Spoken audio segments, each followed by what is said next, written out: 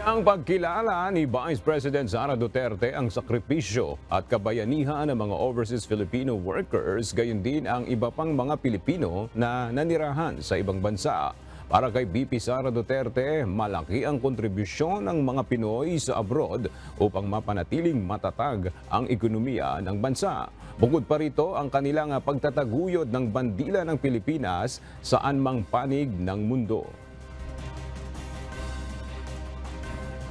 Walang hanggang pasasalamat sa ating mga kababayan na nasa labas ng bansa, ang ating mga minamahal na overseas Filipino workers at Filipinos living abroad.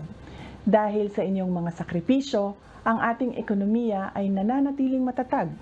Kayo ang refleksyon ng progreso at talento na nag-aangat sa mandila ng Pilipinas saan mang panig ng mundo. Maraming salamat sa inyong lahat, ang mga bagong bayani ng ating bansa. Dalangin ni VP Sara na sana ay masuklian ang tagumpay ng kanilang mga kaanak o ng mga anak at pamilya ang pagsusumikap ng mga OFW upang magkaroon ng maginhawang kinabukasan. Tiniyak naman ng Vice Presidente na patuloy nitong susuportahan ang pangarap at pag-asa at pagsasakripisyo ng mga OFW.